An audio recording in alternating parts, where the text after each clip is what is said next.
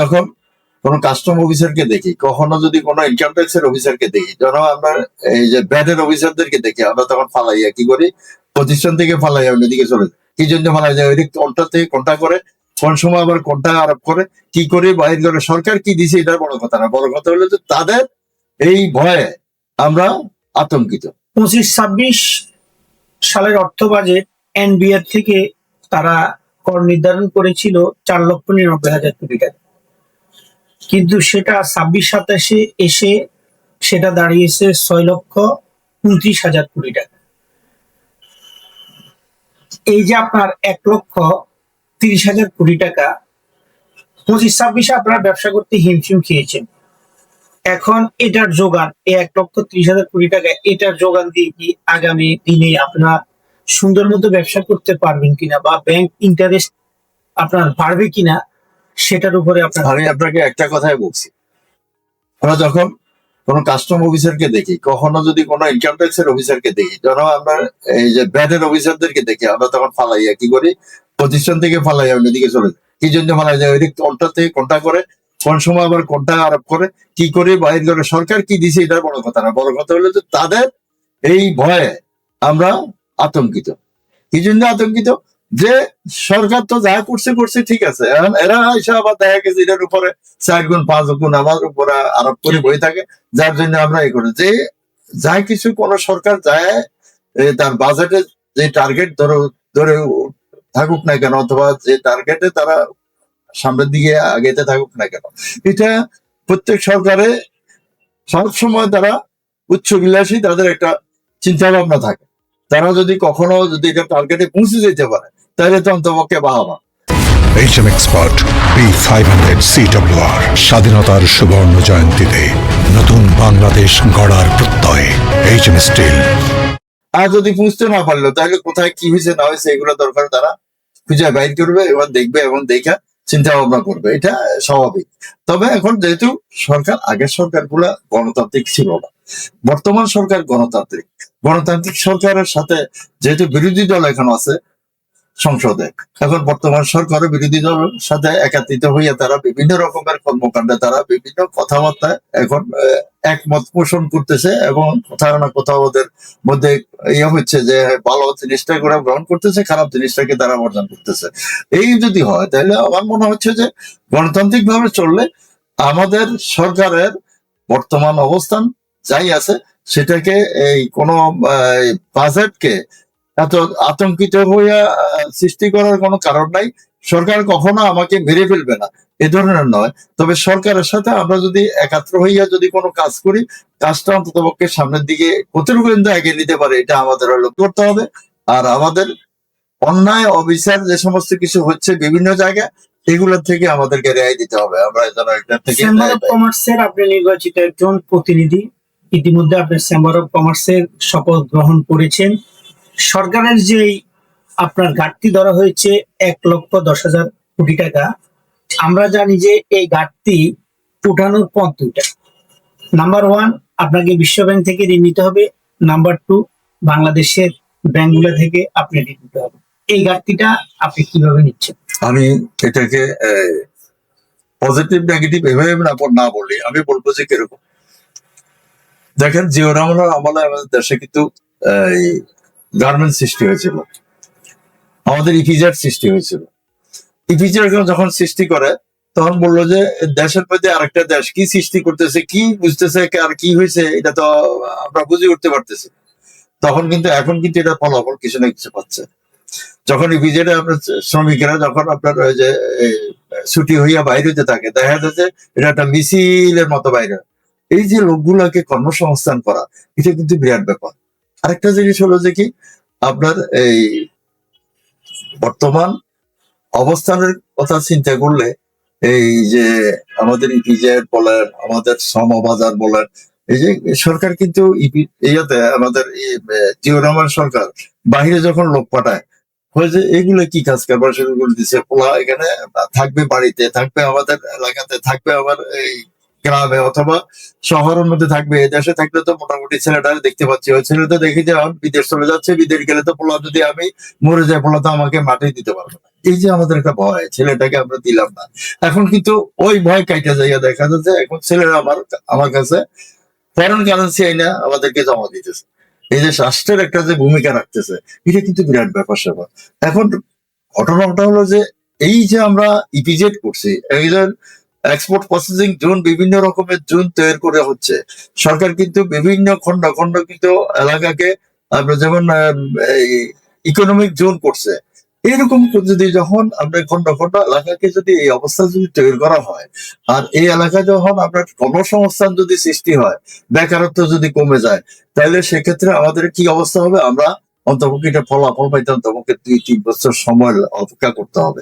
2-3 বছরের মধ্যে আশা করতেছি, আমি যেভাবে সরকার যেটা বলছে, বর্তমান প্রাইম মিনিস্টার বলতেছে, তুমি মিডিল ইস্টে যাবা, তুমি মিডিল ইস্টের ভাষাটাকে শিখে যাবা, তুমি অন্তপক্ষে যাইবা, কিছু স্কিল হইতে হবে তোমাকে, তুমি ড্রাইভিংটা শিখে যাও, তুমি অন্তপক্ষে কিছু হাতের কাজ শিখে যাও, তোমার যে সমস্ত কিছু আছে স্কিল যদি আমরা শ্রমিক যদি বানাইতে পারি, তাহলে অন্তপক্ষে যে শ্রমিক গুলা বর্তমানে মনে করেন 20 বছর 25 বছর যেগুলো আমরা হয়তো ক্লাস 2, 3, 5, 4 পর্যন্ত অথবা মেট্রিক পাস পর্যন্ত করাইতে পারছি, এরপর আর করতে পারে না, এগুলোকে যদি আমরা হাতে কলমে যদি কিছু কাজ শিখিয়ে দিতে পারি, তাহলে তারা বিদেশে যাই অন্তপক্ষে ওই কাজটা করলে দেখা যায় যে এখন যদি তারা $1000 পায়, তখন দেখা যায় যে $5000 সে ইনকাম করবে, তখন তার জন্য ভালো, দেশের জন্য ভালো। অতএব সরকার চাচ্ছে যে আমরা আমাদের স্কিল এই জনগণ তৈরি করি, আর জনগণ কিন্তু শেষ পর্যন্ত আমাদের জন্য একটা, দেশের জন্য একটা ভূমিকা রাখবে, তাদের পারিবারিক জন্য একটা ভূমিকা রাখবে। অতএব আমরা সবাই মিলে অন্ততপক্ষে দেশটার জন্য যদি সাহায্য করি, সহযোগিতা করি, সরকার যেভাবে বলতেছে এটাকে যদি বাস্তবায়ন যদি করতে পারে, তাহলে সেক্ষেত্রে কিন্তু এই বাজেট নয়, এই কোনো অঙ্ক নয়, সবকিছু মিলিয়ে যদি আমার সন্তান যদি সঠিকভাবে 4টা ডাল ভাত খেয়ে যদি বাঁচতে পারে, চলতে পারে, আর তাকে যদি আমরা এইভাবে তৈরি করতে পারি, আমার এই সন্তান কিন্তু একসময় ফেরেস্তা হইয়া পৃথিবীতে বাস করছে অথবা জন্ম নিছে, এখনো সে চাই যে আমার ফেরেস্তা হিসেবে থাকুক, সে অন্তপক্ষে কিছু না কিছু করুক, তার জন্য যেন আমার গার্ডিয়ানে কোনো চিন্তা করতে না হয়। আমরাও, আমার সরকার চায় যে আমার সন্তান যারা আছে আমাদের এই বাংলাদেশের মধ্যে যে সমস্ত বেকারত্ব যারা আছে, তাদেরকে আমরা স্কিল করে তৈরি করার পর দেখা যাবে যে আমাদের জন্য তারাও একটা বিরাট ভূমিকা পালন করবে, বিরাট কিছু তাদের দ্বারা কিছু হবে। অতএব আমি মনে করি যে সরকার যাই কিছু করতেছে, জনগণের সরকার, জনগণের জন্যই করবে। আমরা এদেরকে কোন রকমের তুচ্ছ তাচ্ছিল্য অথবা তাদেরকে আমরা কোন রকম এ ধরনের করতে চাই না যে সরকার কি করলো না, এরকম নয়। সরকারের সাথে আমরা কাঁধে কাঁধ মিলিয়ে চেম্বার, আমরা যেহেতু এটা এই ব্যবসায়ীদের সংগঠন কিভাবে তার পরিষ্কার ভাবে আমরা বলবো যে আমরা তাদেরকে ক্যাটাগরিতে ভাগ করব, কয়েকটা ক্যাটাগরিতে ভাগ করে আমরা বলে দিব যে আমার এই ক্যাটাগরিতে এত টাকা ট্যাক্স হওয়া দরকার, এই ক্যাটাগরিতে এত টাকা ব্যাট হওয়া দরকার, এর বাইরে যেন তাদের কাছ থেকে যেন চার্জ না করে, আমরা সেটা মনে করি। এবং সেটা যদি আমরা করতে পারি, তাহলে দেখা যাবে যে সরকারও লাভবান হবে, আমার ব্যবসায়ীরাও লাভবান হবে। অতএব ব্যবসায়ীরা কখনো সরকারের লোককে দেখে পালাবে না, ওরা ওদেরকে ডাকে নিবে, বলবে যে তুমি বসো আমার সাথে, চা খাও, আমার সাথে একটু বসো, তখন ওদেরকে রিসিভ করবো করিয়ে। কিন্তু আমি এখন রিসিভ করতে পারি না, কি জন্য? তারা কখন কি করে হয়ে থাকে, কখন আমাকে আবার দেখা যাবে যে কোন দিকে ঢুকে। সুদের উপরে একটু কথা বলি, সেটা হচ্ছে যে আমাদের ঘাটতি ফিল আপ করতে আমরা যদি আন্তর্জাতিকভাবে যদি ঋণ নিই, সেটা পরিশোধ করবে সরকার, আর যদি বাংলাদেশ ব্যাংক থেকে ঋণ নেওয়া হয় সেটার ঋণের মাত্রা হবে বেশি এবং সুদের মাত্রা হবে বেশি, যেটা ইন ফিউচারে আপনাদের ব্যবসাকে হিট করবে। এটাকে আপনারা কিভাবে নেবেন এবং অর্থমন্ত্রীর কাছে আপনাদের কি চাওয়া পাওয়া সুদের ইন্টারেস্ট নিয়ে? আমি এখানে আপনাকে একটা জিনিস বলবো, পৃথিবীর কোন জায়গায় 4%, 5% এর উপরে, কোথাও 3% এর উপরে কোনো ইয়ে নাই, সুদ নেই, ইন্টারেস্ট নেই।